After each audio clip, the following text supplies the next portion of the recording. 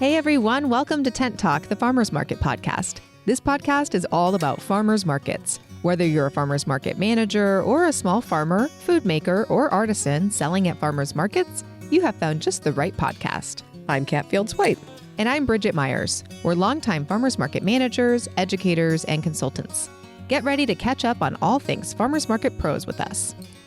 During this season of Tent Talk, we're bringing you episodes about growing where you're planted, maximizing the success and impact of your market or market business by focusing on resources within your control and by utilizing the power of your community.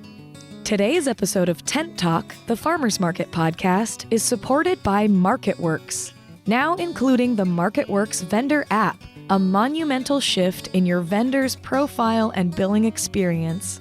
Market Vendor's user experience is the key to making your market management platform reduce the time you spend on applications, space reservations, and invoicing. With vendor profiles that are easy to establish and update, you can give your website and marketing some extra love. Create polished market maps to support both vendors and shoppers, generate reports, and eliminate bulky paper files. If you're ready to streamline your market management systems, join MarketWorks this month and take advantage of a complimentary Intense National Farmers Market Conference registration for one member of your team. Contact Chris today by clicking the MarketWorks logo on the resource page at farmersmarketpros.com. All right, welcome back to Tent Talk, everyone. We're talking in this new season about growing where we're planted and making use of resources that we have now and the coalitions that we can foster and develop to make our markets and businesses thrive and grow. We are not waiting for Prince Charming. We're not looking for anybody on a white horse. We're not looking for the evil empire. We're not, or the good guys. We're not waiting for anybody to help us, right? We're at least not on some umbrella scale. We're going to concentrate on what we can do to make ourselves succeed this year. And maybe look at forming some local coalitions so we rely on the people right around us, helping each other. That's right. And of course, our community, our Farmers Market Pros community. Yep.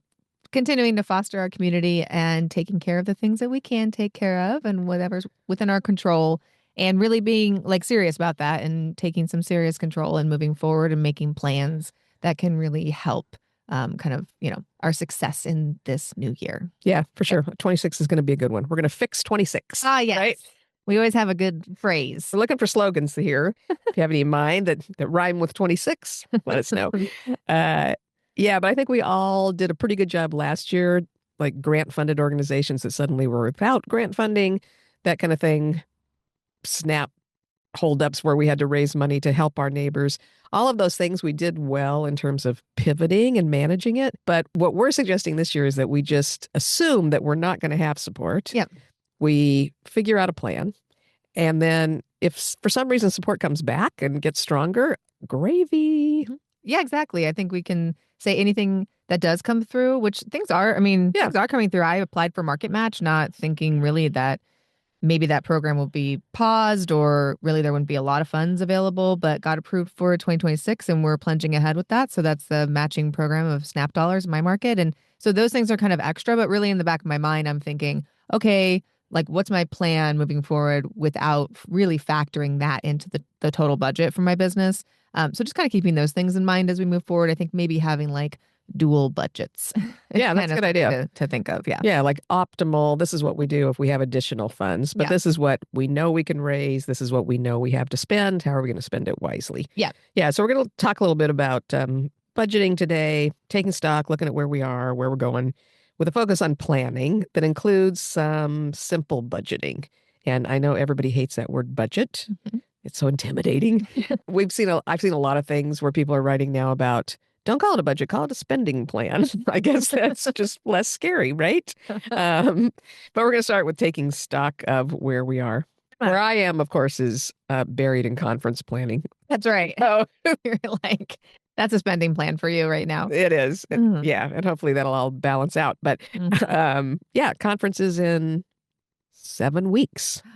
The countdown is happening. Countdown's happening. Yeah. I'm just very, very excited about it. I am too. It's keeping me going here. I can't wait to see everybody and hear all the content and just have a good time at the conference. But I'm not doing as much planning work as you, so I'm just kind of You're still bopping along in the zone. behind you. We'll get closer. We'll get to the part where you set up the registration desk and stuff, and you'll feel it. Yeah. But you don't usually feel it until the last week or two. That's right. That's right. That's right. But So we're thank excited. you. Thank you for your service. You're welcome. Great content. And I'm hearing from a lot of people about how excited they are to be there. Yeah. Asking questions about what to do around the neighborhood and that kind of thing. And then what the sessions are going to be. And of course, this year we're leaving a ton of time in between sessions for meetups with various groups, whether it's your geography group or your interest group on special topics and that kind of thing, because so many of our testimonials last year were about, oh, I loved this session, but really what I loved was talking to everybody in between sessions. That's So what I say all the time. That's true. I mean, we could probably do a conference and not even have speakers. We do that every year, but really, I mean, we like the balance of both. That's right. And having the networking time as a complement to all the great sessions. So I'm really excited for all that stuff. I'm very excited. And we can talk about budgets. I'm not afraid of that B word. I'm not afraid of the budget. Talk about it with our peers. That's right. And we'll be talking about that at the conference, among many other things. Mm-hmm. Do remember that the Intense Conference is taking a break in 2027. So if you've been putting off coming and saying, busy year, I'll just make it next year, we will not have a conference next year. Yep. We'll be back in some form in 2028. May change it up a bit. We're going to use 2027 to do some planning, or 2026 to do some planning, and going through 2027 and looking at what's next. But if you want to come to the Intense Conference as we all know it, and as it's matured over the last 10 years, see you in March. YOLO. Go to intenseconference.com to register. Register today. Intense Conference. Get your tickets. That's right. Yeah. So let's jump into our topic. We're taking stock and we're looking ahead on income and expenses. Perfect. Yep. Since we're market managers, we're talking about how markets do a quick look back on the year and develop their plans for coming months, and also how those concepts and systems work for farmers and vendors that sell at markets. That's right. They can't sell at markets without us, and we can't have markets without them. So let's all get our budgets in line, shall we? That's right. We're planted together. That's right. We are complementary crops. That's right. What we are going to largely ignore this week, though, as we said, is income and expenses related to grant-funded activities. So let's just pretend that none of us know how those will look this year. Let's just pretend that none of us know. Pretend. As though we'd actually do, which we don't. And think about how we'd operate if that piece just didn't exist. Exactly. So if your markets are mostly funded by those things, what other things can you kind of fold into your planning, just in case, or, if you need to pivot in a different direction. So there's some good tips for that. We need to reframe a little bit. Yep, for sure. So there's things that are obvious that you need to measure as you look back at last year. Mm-hmm. So number of markets per year. Yeah. How many markets did you operate? Or if you're a farmer or vendor, how many markets did you participate in? Because that's going to give you that number to divide all those other things by. That's right. Right? Yep. So do you need to start your season earlier? Do you need to take it later? I mean, are there things that you can do to change things around so that you have more markets or less markets? I mean, this is kind of, you need to analyze these dates and can't just go, oh, we're going to do what we did last year. But then you get halfway through the season, you're like, oh no, I forgot, like taking the season to this date is not a good idea, or we should have ended it earlier, or we should have taken it past or found an inside venue for colder months or things like that. So really kind of reflect on last year and make those adjustments for next year. For sure. That's assuming, of course, that you're making money, not losing money on each market day. We assume for farmers and vendors, of course, that the more sales days, the better. Yes, for sure. Yeah. And I think that you just need to get realistic depending on your market and your community that shops at your market. Do you extend your season because you think you should, but really the shoppers don't show up in certain months and the vendors aren't making sales? So maybe it'd be better to maximize fewer markets and just really push it for those few markets so that you can make some money and your vendors and farmers can make the most money. I mean, that is something to think about. Yeah, you have to think about that as well. Yep. You're going to look at the number of vendors. If you're a market manager, again, what you're selling is those spaces. Yeah. And of course, you're providing value for that by doing the marketing and getting the word out there and getting customers there. For farmers and vendors, that would probably translate to thinking about the number of products that you're selling or the variety of crops that you're planting and looking at which ones have what kind of margin. When you're a writer, they call it killing your darlings, where you take a phrase that you just think is so clever and you have to edit it out because it's not working. Yeah. It may be growing kohlrabi is just not getting you there because your community doesn't love kohlrabi. And even though you love it and it's so cute and it makes funny signs and cartoons, you might have to kill it, you know? Like it's a great talking point and people take pictures of it. Is it worth your time financially? Yeah. You have to think about So we got to look at all those things. Then you kind of, obviously, you're going to have to be adding this up for taxes and board reports and that kind of things. But what was your overall income from your core activities last year? Whether that's space fees if you're a market manager or product sales if you're a farmer or vendor. And then what did you make from additional income streams? And you want to break this down because it's going to make a difference in what kind of decisions you make for next year.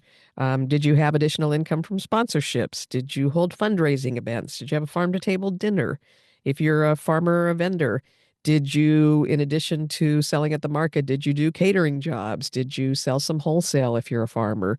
Did you do cooking classes if you're a vendor? Did you teach people how to make croissants and then also sell them? So you want to look at those additional income streams, keeping in mind how much you devoted to them in terms of time and expense. Yes, I think diversifying your income is always a good thing. Always encourage that. And when I talk to my vendors and farmers, I always say, yeah, like, what are some other things that you can do with your product? Where can you sell? But then also, like, be realistic about that. Are you going to start an online shop just from scratch and you don't have this huge following and you're really going to pivot that direction? But how are you going to get people to buy from you online? Are you in some really successful farmers markets where there's customers provided for you? So what is the reason for wanting to pivot? So kind of just thinking through that process and saying, okay, what is the desired outcome and why do I think this is going to get me there? Right, for sure. And looking at the actual numbers and not just like the thought of it, like stop looking at like influencers and TikTok, like stop looking at people who like promise they can get you more sales with this, that, and the other. Like really look at your own numbers. If you've been in business for even a little bit, like look at what your actual business is doing in your community, at your markets, or at your like online presence, and take stock of that. Right. Yeah. It's complicated, and you want to consider even more things if you're making a big shift or if you're assembling an annual report. But just for making a spending plan, these are just the overall things that you want to look at. You definitely want to look at your fixed expenses for last year. Yep. What were your site fees? Are you paying for a venue? What did your permits cost? What did your insurance cost? This is one that seems to be kind of skyrocketing the last year or two. Yeah. Site fees too, for that matter. And then what do you know so far about how those are changing in the coming year? Yeah. So this is something I actually need to do what I say and sit down and go through all my permits because almost every single one of my permits is increasing this year. And I was given a heads up. I attended a lot of meetings and sat and watched city council meetings about permit increases and fees for city, fire, health, stormwater, all those things. So I need to like just penciling that into my budget and making sure that I'm not just plunging into the next year with the budget I had last year because those fees are going up. So, and they already did for my annual permit, which I just got. And you had to get a separate fire permit this year, right?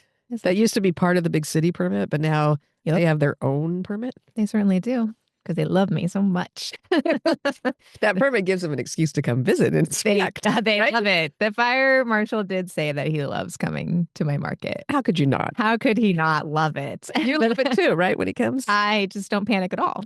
That's right. No, and also I'm just like a rule follower and I don't want anything to ever be wrong in my market. So that's the only reason I panic because I just want everything to go perfectly. And it very much always does. I'm very like, good girl at the city, like always dotting my I's and crossing my T's and everything. But I do know that just I think this is, mostly true across the board, across the country, is that cities and townships and counties and all of that, they're just kind of tightening their budgets. I mean, we're still in like a lot of COVID relief funding being pulled, recovery kind of cycles and things like that, and just constraints on budgets in other ways. So I try not to take it personally when they are increasing fees on local community farmers markets, but it just is what it is. And so I think we just need to take stock of like, how can we manage our operating business better to accommodate those fee increases? Because I don't have a choice with that. I have to pay whatever it is deemed to be the new rate. So yeah, definitely just working that into the budget and going with the flow on that. Yeah. So I think that's why you want to look first at things that are fixed expenses. Yes. Like you have discretion about how much to spend on marketing. To some extent, you may have discretion in terms of staffing. That may be variable. It may be fixed. You may be able to adjust that. But some of those things you can't change what they're going to charge at this point. So yeah, you just need that's an to insurance thing. take it for granted. We actually have a whole episode coming up about site costs in particular, because we have seen so many people, whether they're on public property and they pay for it in terms of permits or they pay for it. We've seen some cities where they charge a percentage of vendor sales. I mean, there's such a crazy range. And in almost every formula, from what we're hearing from people, it's going up. Whether it's a higher percentage, whether it's a higher permit fee, whether it's a higher just basic rent that they charge you for a facility. So we're going to talk to a couple of people and have an episode on that coming up in particular. Yes. So and for farmers and vendors too, what does that look like on your site? What's your commercial kitchen costing? Yes, and your insurance, and is your market increasing their fees for you to participate in things too? So those are static costs for you. So write those down and because your vendor and farmer permit fees went up too, right? Yes. Yeah. Our markets, I know. Mm-hmm. Yep. Yeah. So then once you figure out what your expenses have been and what kind of multipliers you're using, number of markets, number of vendors, what have you, I personally like to start with what we can create in terms of income if it looks like there's going to be a gap. So the first thing I do is assume that I can increase income. That's my rose-colored glasses outlook on life. Yep. And then I need to look at, can we increase it enough to cover the known expenses? So that's where I start. What direction do you start from, do you think? I think I'm definitely opposite of that, because when I say I know I can increase income, I can always, grow markets, do more special events. My markets are, reasonably popular and busy. I know I can increase fees and things like that. So I can bring in more income.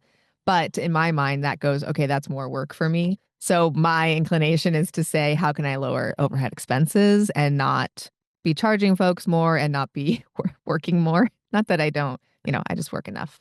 I'm trying to find a little balance. But yeah, I do think. And you do work enough. Yeah. Do you know that the Nova Scotia Farmers Market Association is hiring a new executive director? And I just looked at the job description. Not that I'm going to move to Nova Scotia, although it's tempting sometimes nowadays. It's stated in there that it's a full-time position / 32 hours a week. You know what? This is because they have it figured out.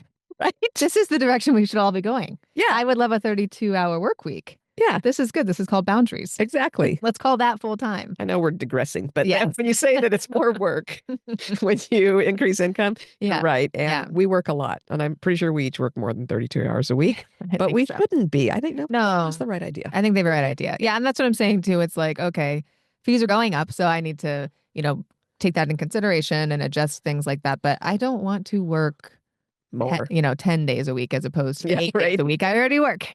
So I do want to enjoy life too. And I know that this is true also for my staff and for my vendors and farmers. So I just try to be protective over their boundaries and things too, and try to really look at overhead costs that I can bring down so that we don't have to do that big push. But then, related to that, it's like, okay, if we can hustle and make more income and bring that in, then that's always an extra. Yeah, that's good too. I'm glad I know how to do both. Right. Yeah. So that's what we're talking about, that if something's changed, whether you've lost grants or sponsors, or there's been a significant increase in fixed overhead, then you look at two things: how to increase income, how to reduce expense. And I think everybody tends to look at one of those first, and that's fine. Whichever way you're inclined, that's great. So some of the things that we look at if we're going to increase income is we could grow the size of the market if you have that opportunity with your site. And so you can add spaces, you can add vendors.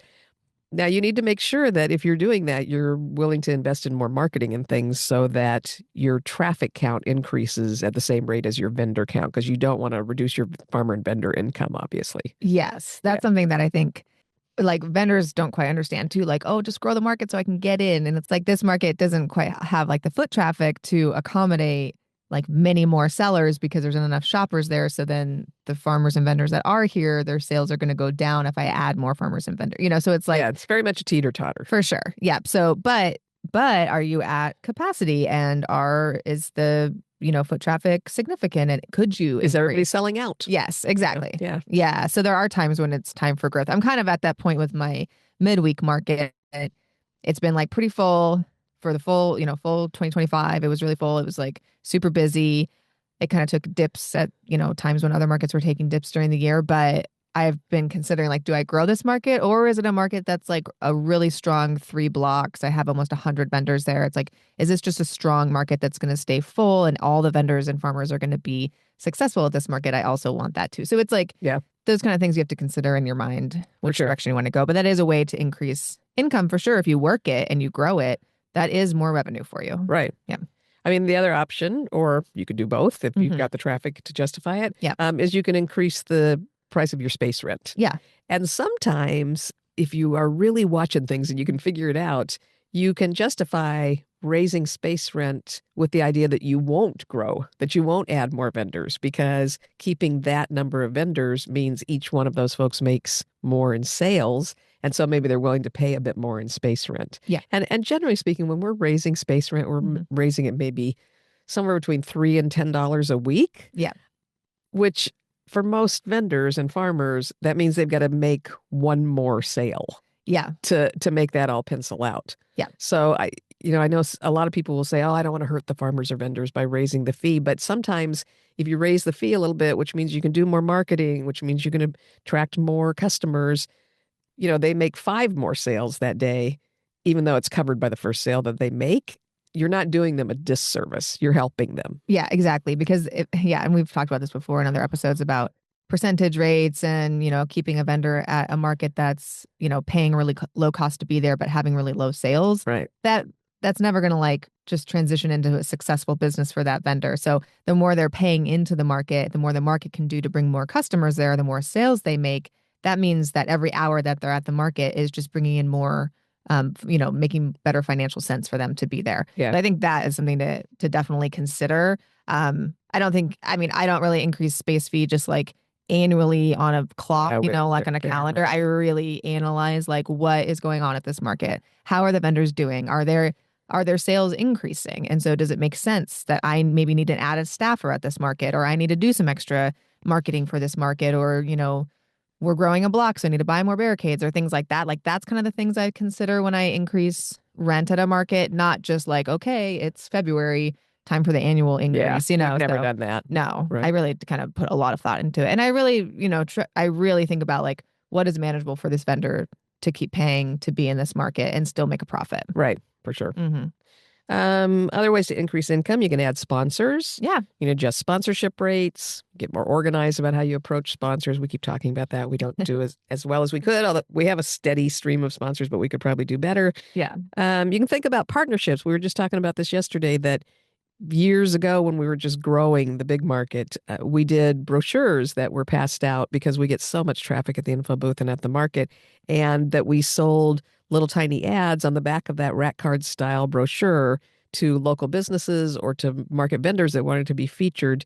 They weren't horrendously expensive, but there was a cost to them, and that covered the cost of printing. Yeah. Which was so effective for everybody involved. Exactly. And those are some things too that you can think about doing, as opposed to increasing all the vendors' rent. If there's some vendors that are doing really well and they want to participate in those things, they can buy an advertisement in the back of the rack card or the brochure that you're printing. And so they get a little extra feature for their business, and they pay for the cost of printing. And so it's just kind of a low overhead extra push, and it helps with marketing the entire market. Right. Gives them a little bit extra spotlight.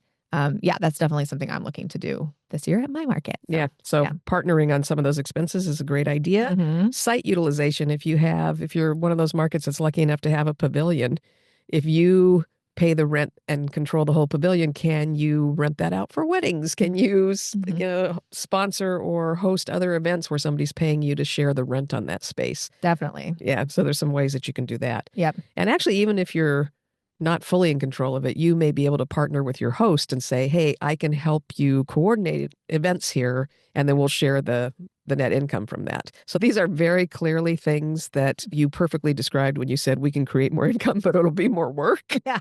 Absolutely, will be more work, but those are some options if you're seeing a gap in your income and expense. Yep, for sure. And then you can do, of course, your own fundraisers. You can do farm-to-table dinners. You can do a Friends of the Market program where people are donating to you. And if you're a farmer or vendor, you can do some of these things as well. So if you're renting commercial kitchen space, is it possible that you grow into your own commercial kitchen space and then rent some of that out to other vendors? We've seen a couple of vendors that have done that. Oh, yeah. Yeah. So there's things that you can do in terms of creating partnerships, in terms of creating fundraisers, or dedicated shopper cards where they buy in advance to give you better cash flow and things. There's a lot of things you can do put on those thinking caps and figure out ways to raise income. Definitely. Yeah. If you're just running your own operation or if you have a team, I'd say sit down and kind of write a list of things that you could do to bring income in. All the things, all the ideas, everything we just talked about, any other ideas you've had floating around in your head.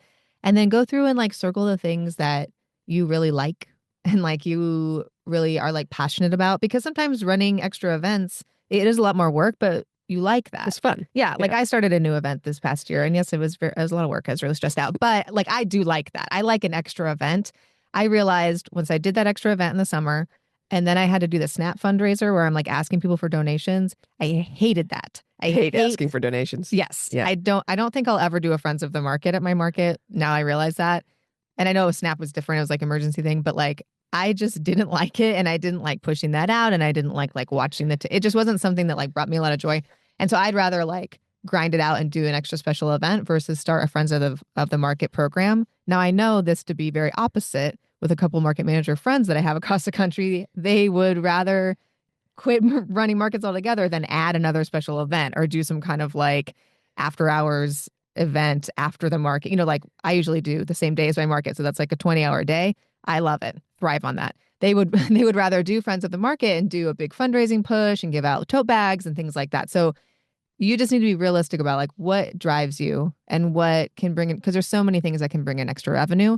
What is going to bring you like joy in the next year to do that? So smart. So smart. Yes. I just realized that it was a good lesson for me last year. So that's good. And I'm doing that for 2026 too. Like, what am I going to do to bring in some extra income? And what are things I'm really passionate about that are going to like fuel me for the year doing that? That's good. Yeah. So smart. Mm-hmm.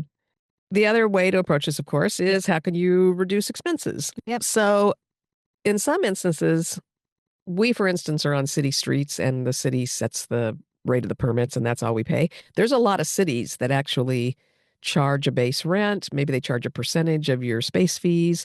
I've known a couple that it just kind of blows my mind. I don't know how anybody ends up profiting here, but where they take a percentage of vendor sales. I don't know how the market in the middle makes any money that way.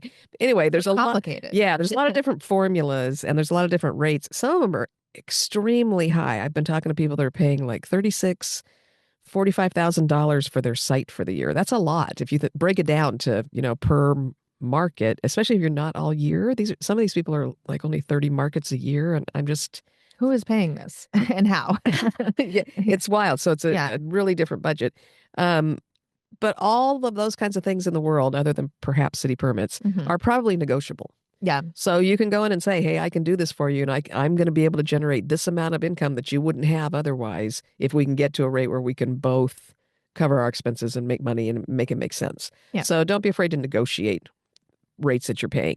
That includes, too, getting new bids for services. So if your insurance rates have just shot up, maybe check with other insurance companies. It's a good idea to bid out the things that you pay for maybe every year and see what the difference is. I mean, we do that with things like car insurance, but think about doing it for your general liability and such too. Definitely. Or like your porta potties, like if you rent safety equipment or, your EDCO provider, like trash, maintenance provider, think about kind of sourcing those things out, even if you've had the same business do it for many, many years.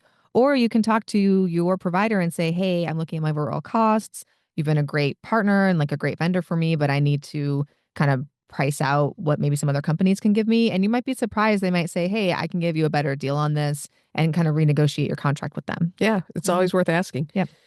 If you're a farmer or a vendor, same thing. What are you paying for packaging? Could you look around and find other sources? Check our resource partners, check your fellow farmers, ask them what they're paying for the egg crates that they're using to put those in.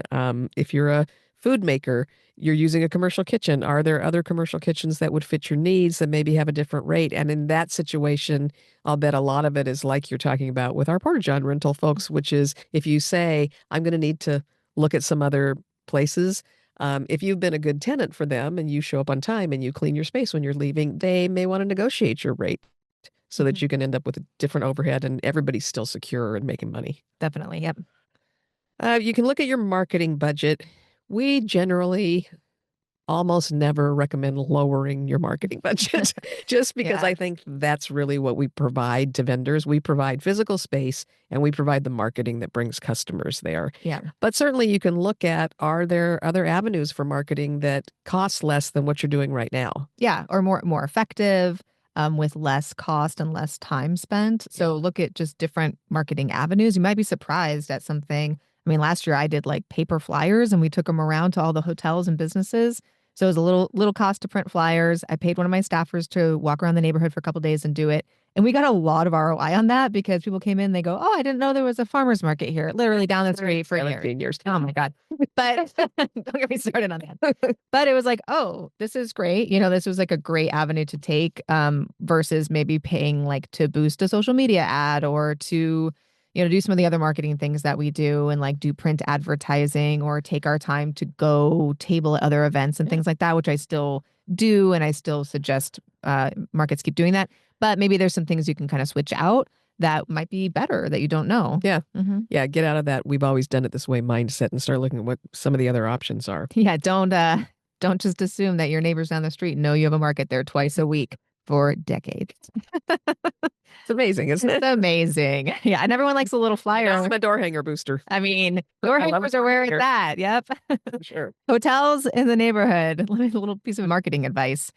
Concierge at hotels want you to tell them something cool and fun and interesting and local for them to then look like the hero to their guests and send their guests to your beautiful, amazing market. Believe me, we have such a great relationship with the concierge in our neighborhood. Like, they just cannot wait, and they love it when we come give them flyers or cards, or, I gave them a canvas bag once a year with like some market money for the concierge to come check it out. And it's like, that is like invaluable. I feel like that's like everyone should just be doing that. Or if you don't have hotels in your area, other businesses. Comb Airbnb and look at what's in your neighborhood and get out to those Airbnb hosts. That can be so effective. Get a magnet on that refrigerator in that Airbnb. I'm telling you, Tells folks where you are. we should just do a whole podcast episode on like analog marketing, because I got some stuff that really works. And I don't know if this is true in every state, but in like San Diego, Airbnbs have to have a little notice on their door that they're an Airbnb. So you don't even have to talk to anybody. You just leave it at their door or put that door hanger on an Airbnb. And it's like, that is the real stuff. Those are customers. Yeah. So you are Same as concierges. Airbnb Yeah. hosts want to look like heroes, tell you lots of fun stuff to do in their neighborhood. definitely.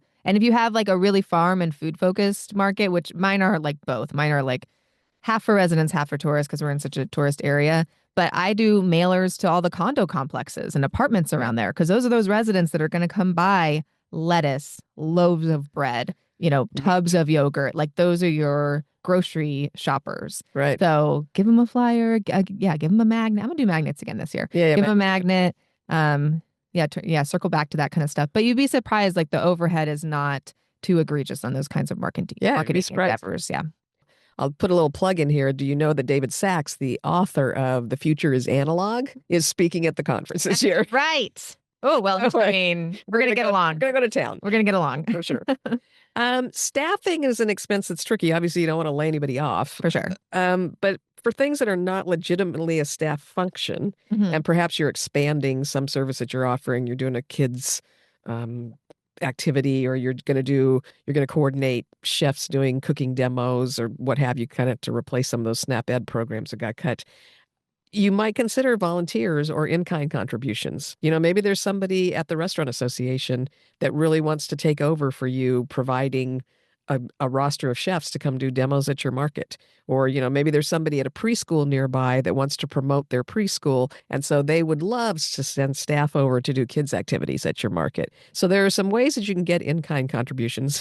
One more shot on intense. Jamie Haji from Ohio is going to do a session on volunteers. She runs the most amazing volunteer organization and understands how to recruit them and how to reward them for all of the work that they're doing. And she keeps volunteers for years and years and years. Incredible. Yeah, it's amazing. Can't wait to hear it. So that's a way to look at, obviously you don't want to reduce your staff. We want to keep people employed and we love our staffs. But if you're expanding services or expanding marketing efforts, it's possible that somebody else can do that without adding staff expense. Exactly. Yeah. Or just like a little boost a couple times a year to get an extra push out. So it's not bringing volunteers on year round, but that can really help and kind of take the pressure off your staff and take those extra hours off the staff's plate, which again, boundaries might be nice for your staff if you're just constantly burning them out. Right. I apologize to my staff that's listening right now. For sure. Trying to give it better care of you. What if you add all these things up Mhm. and it turns out the gap is in the other direction? So you do not need to increase income or reduce expenses. You're not in the hole at all. It looks to you like your income's going to exceed expense. What are the things you want to do with that money? You're going to celebrate. That's for sure. We're all going for pizza first and foremost. You do want to make sure that you have an emergency reserve. Yeah. I will say that during peak COVID, we had a lot of markets in our area that just had to close because the restrictions that allowed us to stay open as essential services created a situation where it was not possible to fund the market from space fees. And so the ones that stayed open were ones that kind of stashed some money and had a little reserve to get us through that. So you, just like with a personal budget, they tell you want to have that emergency stash ready before you start spending on the fun stuff. Yes, agreed. And I think, to get real, I'm really looking at increasing. I have an emergency fund with my business, but just increasing it this year, just, because vendors, it's hard to be a small business right now. And I know that they're struggling just economically. I think a lot of them are like doing really well right now, but it's like, you never know when something's just some cost is going to increase and it's just going to push them out. And so, I work as hard as I can to try to keep all the vendors in business and not really bring any overhead expense to them. But there's just things out of our control again. So there could be a loss of vendor participation at some point. You never know. Something could happen in the world where it's just like everyone's kind of pausing and waiting. So I am just kind of thinking of those scenarios, not like doom and gloom, but just like, okay, I need to take care of my business. I need to be able to like take care of my staff, my family, of course, and keep things running as best I can. And I always think about what happened with the market during COVID and how, we were able to keep our businesses going, but it was not making money, like you said. So it's like, what are we going to do in those situations? And I think all market operators should really take that very seriously. So just so you're not like panicking and thinking about that when things happen, if they do. And if not, then you just have a nice reserve. And farmers and vendors too. Yeah. I mean, please put together an emergency fund so that if something shifts in the world, or if you have a car accident, or if you break your arm, something that's going to affect how much you can get out and participate, you want to have that reserve to lean on. So do think about that. Yep. And then you can think about other things. You can add activities at your market that'll increase traffic and sales, like some of the stuff we just talked about,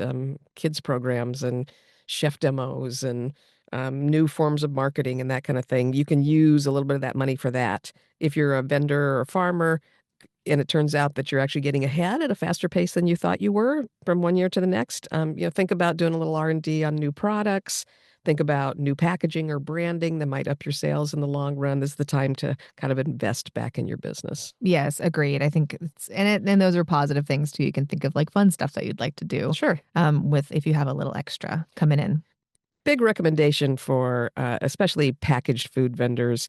Sarah Delavan at the Good Foods CFO just came out with software. I mean, she's always done consulting, but now you can actually get software from her that is so incredible about telling you if then, like a lot of us have done on Excel sheets for years, but this is so amazing that you can plug in. This is what you sell wholesale. This is what you sell at markets. This is what you sell in a different venue. This is what kind of packaging you use. What if you use this packaging instead? And it just goes boop, boop, boop, boop, boop. And it gives you so much information about making your business strong and teaching you the difference between cash flow and profit. Wow. Yeah, it's really amazing. She just came out with it. Can somebody do that for market operators? I was thinking exactly that. I would like to show me like if you add a block of the market and you have your space fee is this, what's it going to look like? But you have to add staff to do that. Yes. You have to have more barricades. So that's the thing is you fill in all those elements and it tells you whether or not it's a good idea to expand into something. Yeah. Yeah, it's just brilliant. Just all the trash bags you have to add when you and I love it. Block. I love hers because it actually includes direct-to-consumer farmers markets as a category. Yeah. To show you what you make there versus what you make in, if you're considering a brick and mortar or something. Yep. Yeah. Great product that she just came out with. Mm-hmm. If you have a little extra money, you could raise your staff's pay rates or do bonuses or pay for their education. You know, send them to a class that teaches them how to update your website. Oh, Send them to the conference. Send them to the conference. Right. And then if you still got more income than you have expenses and you've got time on your hands, because heavens knows we all do, you could add additional market days. I mean, as much as you and I just cower at the thought, I think that this is There was a period when there- we did that. Oh, A lot. certainly did. But yes, I think that, young, excited farmers market managers who are really doing a great job and markets are going well and they're kind of executing their position well. That is a great thing to do, either in the same neighborhood, a second market a week, or in a different neighborhood that doesn't have a market, or just look at collaborating with folks. And I think adding, an additional market day that takes that investment money to start a new day, even if it's in the same location, and could end up being a great revenue source. Yeah, for the there's year. some economies of scale there too, because you want to be able to give your staff enough hours, which can often be a challenge if you've only got one market day a week. Yep. Marketing that you do for one market can clearly be for 3 markets, and for the same expense that you invest in a flyer or an ad or whatever, you can be covering multiple market days. So that can be a good investment if it turns out you've got some money to play with. Yep, definitely. Don't call me to ask to open another market for you, because I won't. I'll hang up on you. Even I'm saying no to that nowadays. Barely. But we are starting other things. Yeah, but not My more markets. Not more markets. But I will say, when I was running 5 markets a week for you, it was great. It was lovely, and it was nice to get a little different type of market every day, and a different little pot of vendors, and working with the staff every day in person, and getting to know different communities. It was a really great experience. I really highly recommend it if that opportunity comes to you and you are willing and able and can do it. I think that that's a great opportunity, and how great for the communities to have more farmers markets, Right. that are done well, And places for farmers and vendors to sell. Exactly. Yeah. So this goes for farmers and vendors too. You can consider doing more markets. Yeah. Yeah. Exactly. Help a new market grow. Maybe if you can invest your time and money in helping a new market grow and go in on the ground floor with a market. I think that's such a great thing for you too, because just think about your 5-year plan, what that's going to look like for you. Yeah, I agree. Yeah. So we've been looking at little tips to make budgeting less onerous. People can help you, peer groups, bookkeepers. I will say that I think the more and more you and I have dealt with various bookkeepers, that our job is weird thing that we put on the t-shirts and we use as a hashtag. It is so true when it comes to trying to get a bookkeeper or accountant to help you. Our jobs and our businesses have so many different aspects that don't really compare to a lot of other businesses. I feel like bookkeepers are just baffled. They're so confused. I have a bookkeeping service that I use, and they are helpful with some things, but I'm just trying to consider how much they could ever possibly understand, because just every time I talk to them, they just don't for example, I just try to explain how EBT operate, from my end, from the operators end of it. I'm I'm an EBT retailer. The money comes into my account from FNS, but then I issue script to shoppers. Shoppers give it to farmers. Farmers turn it into me. I take it off their invoice. And they're like, what? I've had to explain it so many different ways to so many of them. And I'm just laughing because they just put a button on my invoices to try to help me. And it just says something so silly product sales for EBT, on the invoice. And I was I didn't sell anything. So it's just, but yeah, I think that, but they do help. They do help. They are being helpful. You do have to invest some. That's one of those things where, yes, it can help. And yes, that means more work sometimes to get it set up. Yeah. But yeah, it has, it's talking about helping. It has taken a lot off my plate from the tedious tasks of bookkeeping, assigning things like categories, the retail sales tax. They've super helped me with that, helped categorize it so I can pay the retail sales tax bill for my bags and things like that, which always kind of boggled me. So yeah. They are helps. Yeah. She can get help that way. We talked about Sarah Delavan and her Good Food CFO software. I'm not starting any more markets, but maybe in the future we'll look at a Farmers Market Pros toolkit for market managers to help figure out some of those same things. Somebody stop this woman. Just kidding. You're good at that. That's what we do. We help farmers market managers make things more efficient for you. So. And I'm going to give you the best trick that I just read. And I actually do kind of do this mentally in a lot of situations, but somebody actually just printed it up in some blog I was just reading, that this great trick to make spending plans not so onerous. Break down your totals and consider what your numbers are by the week. Yeah. I feel like if you're running a business or an organization, everybody wants to do these annual projections and such. But what if you said to yourself, I need to raise $150 more a week? That's not scary. Yeah. if you say to yourself, I've got to sell $7,500 more this year, that's like, oh, how am I going to do that? How am I going to get almost $8,000? Yes, that sounds definitely more manageable. I'm going to use that. Yeah. And I'm going to squeeze one more booth space into my market because my average rate's about $150. There you go. See? And then sometimes it's a headache, but it's like, okay, really, like if you add it up, week by week, this cost can really add up. So think of it just like, what can you do this? And then I go the other direction with income. Yeah. You know, when I look at, oh, do I really want to do this much work to make $100 a week? Well, I don't know. Do I want to make $5,000 a year? Because that's what that adds up to. Exactly. Yeah. So using those little mind tricks to keep yourself going is helpful. You can do it. You know the old saying, if you fail to plan, you're likely planning to fail. Honestly, we don't think that's that simple or that dire. Plenty of us in this business created great things and succeeded, at least for a period, operating by the seat of our pants. But just think what we could do if we created a map. I'm going to mix the metaphors here. Not a plan, a map, checked on it regularly, adjusted the route as needed. Maybe there's an accident, and just kept going. We might arrive at our destination sooner and well rested. Thanks for listening today. And big thanks to MarketWorks for helping farmers market managers and vendors by putting all of the tools to succeed in one place. And for supporting Tent Talk, the Farmers Market podcast.